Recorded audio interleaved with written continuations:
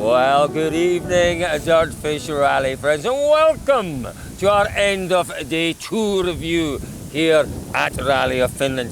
David, I've got to start off by saying it's blooming freezing. It's brilliant, isn't it? You love it. He loves it. He's got his coat on, he's got his scarf on, he's got his jumper on, he's loving it. But listen, let's start by talking about the weather this morning. That was the talk overnight. We were looking forward to the battle very much between 4 drivers at the front. The forecast was for torrential rain. We saw some pretty heavy rain in that first loop. But surprisingly, it wasn't the rain, was it, David, that mixed things up this morning? It was, wasn't it? I think it was. Well, I thought everyone coped well with it. Everyone coped well with it. Definitely there were some drivers. It came more in the second stage. I think it definitely mixed it up because it gave more inconsistency with the group. If you actually look at the leaderboard, it didn't mix it up at all, did it? Because one man stayed out front all day and drove like a... He drove like a warrior. A warrior. He is our rally warrior. He really is. Yeah. Well, let's start then with the man who drove like a warrior, because he started off leading the rally. He ends the day leading the rally. Now, Ott Tänak's lead at the start of the day was only 3 and a bit seconds, wasn't it? Yeah. At the end of the day, it's 8.5 seconds. So you can't argue. Well, you can't argue. He has extended his lead. You could argue with yourself. But what's really, really important is that it's now Rovanperä that's chasing him down. But let's talk about that performance today from Ott Tänak. It was another incredibly battling effort. And this morning, you know, what was really interesting, talking to Julien Monset, Deputy Team Principal at Hyundai at lunchtime, Tänak put that one time in, didn't he, right at the end of the morning where he was quickest. Psychologically, that really helped because the first stage was Elvin, then it was then it was Calais, then it was Calais again, and they were getting closer and closer and closer, and he just stopped the rot, didn't he, this morning with that one quickest stage time. And this afternoon, he's just driven brilliantly. He is taking big risks. At lunchtime, he said that there was a little bit left. I can't imagine there's too much left. There can't be too much more to give. Yes. Well, let's hear what he had to say. Let's hear what Ott Tänak had to say at the end of day 2 proper.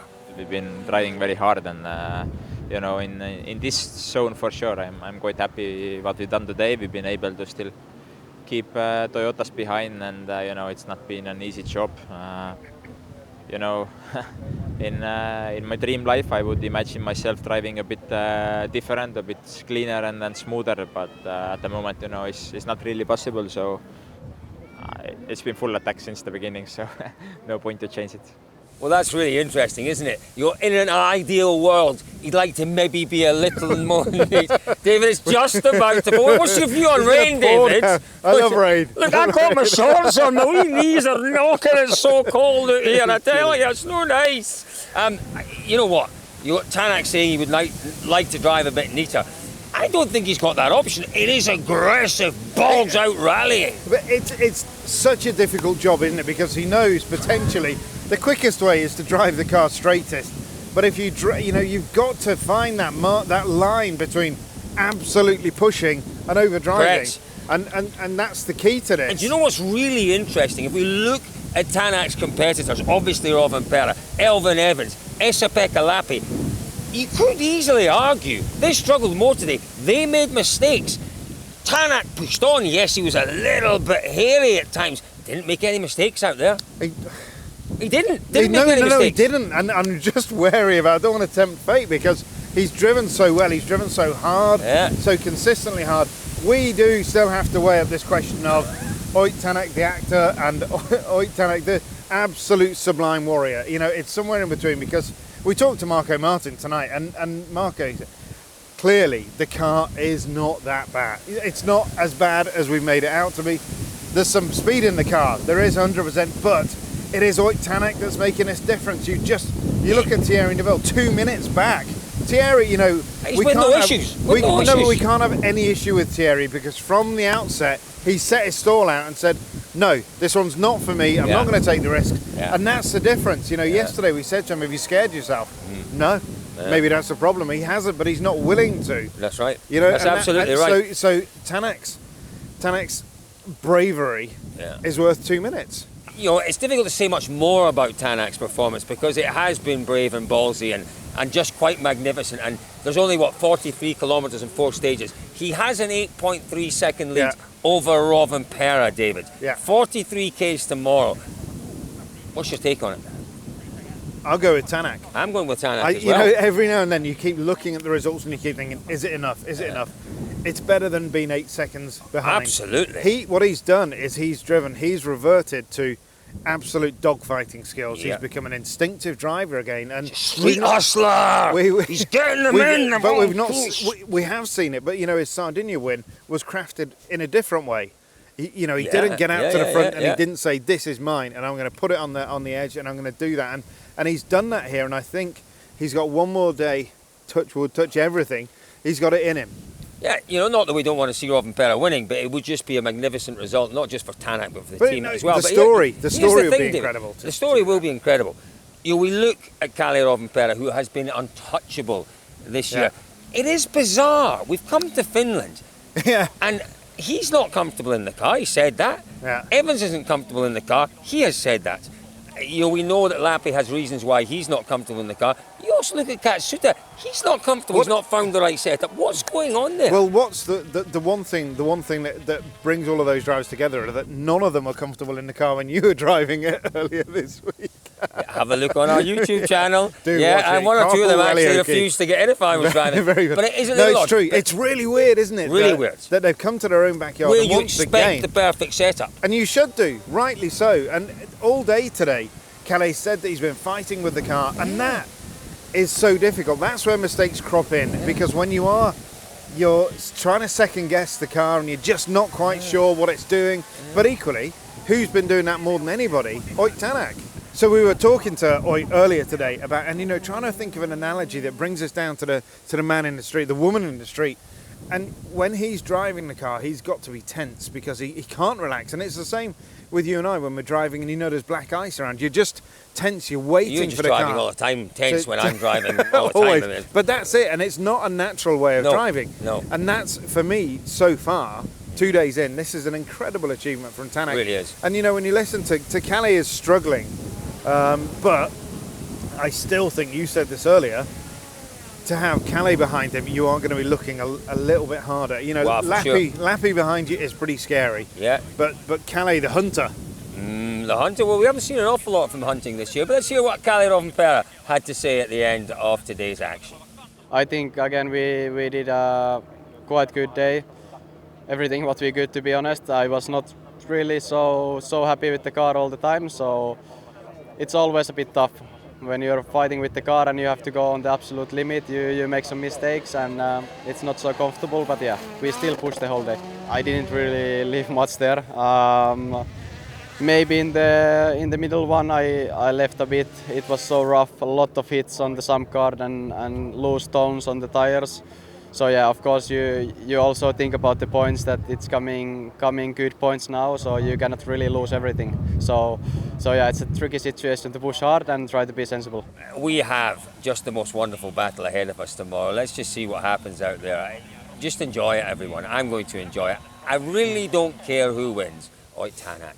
I really don't care who wins. I really don't care who wins, David. Well, I'll balance that by saying Kalle. Let's have a Finn winning in Finland. Yeah, why not? Why not? Or Rebecca Lappi. But we are going to have a wonderful battle. Let's talk about Lappi. Let's talk about Lappi. Let's talk about Elfyn Evans. Both disappointing days for different reasons. Different reasons. You just got to love Lappi again. Yeah. We asked him this. Where's it there, doesn't he? Totally. Right there, Stop doing that. Where's it there? He does, but the absolute brutal honesty of the bloke. When we'd come away from Tänak and said to her, do you have much left? There's a little bit left, maybe. But then you go next door. You go next door to EP and say, where are you about? Have you got anything left? No. Yeah. No. Nothing. He is leaving everything out there. Yeah, and you feel for him because he battled really hard to keep himself in that fight. Yeah. Obviously that incident with the smashed windscreen or the cracked windscreen didn't help him. What about Elfyn Evans though? It's another Saturday where we wanted to see perhaps a little more from Elfyn, and it never really, as he's told us himself, never really sparked, David. Certainly that spark wasn't going to catch in this weather, was it? No. It didn't, and he's not felt that same comfort in the car. And we talked about this endlessly before the start of this event. If you're not comfortable in the car, You can't do it. Equally, Tanak's not comfortable in the car, blah, blah, blah, blah. Nobody really has demonstrated massive comfort in the car this week. And it's about making the best of it. And Elvin, by his own admission, isn't a driver who can drive around problems and take the thing by the scruff of the neck. That's not him. No, it's not him at all. He's the boy that's going to bring the points home. Yeah. And that's what he's doing. It's disappointing, but nobody will be more disappointed than Elvin himself. Yeah, well, we left here last year on an absolute high, perhaps the highest King of point of Finland. his career. He really was wonderful. Absolutely amazing. We watched Katsuta-san out there. I've really enjoyed watching him, but it's been a little difficult watching Katsuta. He had this massive moment out there today, and it wasn't the only one he had. He's another one of those Toyota drivers who's really struggled to find the form we expected to see from him because he's not been comfortable with the car, and that is the last thing we thought we would hear from any of the Toyota drivers. But let's move on. No, we will. We will find out. Tom Fowler, we're coming for you tomorrow. He'll tell us why that's been the case across all 4 of their cars. Yep. Let's move on to M Sport. My goodness me, what a difficult day, particularly for Craig Breen. Now, you know, it's easy to be critical of Craig Breen. You know, you watch it, there's no question it's a mistake. He's a metre, maybe not quite a metre, certainly half a metre further right than he should have been. Doesn't matter. As he's landed. Yeah, doesn't matter how far, but he's too far right. He's made a mistake. He's taken the wheel off. But he was told to go for it. So are we critical of him for going for it? I don't know. We can't be. He was trying. He was pushing hard.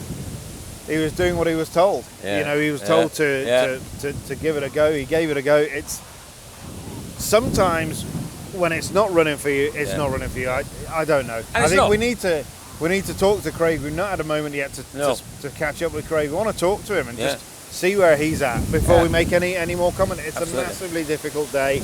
Let's talk to him. Come back to you tomorrow on that one. We will come back to you tomorrow on that one. So anything else, David, that caught your eye out there today? Before we get blown away, the cameraman is holding on to a tree. Whoa, did I just hear genuinely? No. No, that was there. That was there already. Don't worry. That was there already? Yes, it was there already. We're standing on the right side of the tree. I think we need to talk briefly about Thierry. Who's just kept the car in the middle of the road. Done what we expected him to do. Will bring points home. The rest of the M Sport boys, no huge dramas. Gus Greensmith looked a little more comfortable this afternoon, set more competitive times out there. Teemu Sunninen leading WRC2. Great to meet Kimi Räikkönen's nephew today. Real highlight. Lovely lad. Lovely lad. Lovely lad. Doing a great job in his category, leading it by a country mile. Yeah. Tomorrow, folks, we've already set this one up. The battle between the Estonian, the battling warrior Ott Tänak, and the flying Finn Esa-Pekka Lappi. Well, he is a flying Finn, but Kalle Rovanperä. Yeah, the pair of flying Both in very different. Just a final thought. I'll ask you for a final thought, David, on this one. They're both in very different situations. Tänak clearly has shown his determination to win here. Obviously, Rovanperä doesn't have to win.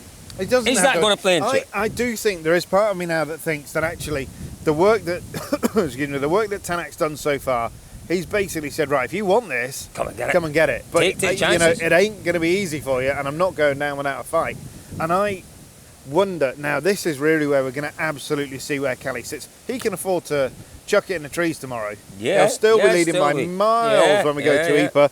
Doesn't matter. So how much does he want that Rally Finland win? Or he brings it home tomorrow and he extends his lead to more than 90 points. Has anyone ever, here's a question for you, Rally friends, has anyone ever led the World Rally Championship by more than 90 points? Ever? I don't know. David Evans?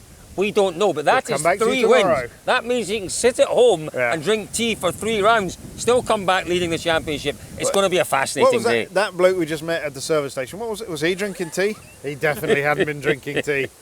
Or we've enjoyed some wonderful sights and sounds in Finland this week, I tell you, as we always do. Folks, it's been a joy watching this wonderful battle develop through the course of day 2 here in Finland. The place to be tomorrow, as we watch what happens, is where, David Evans? Finland. And dirtfish.com.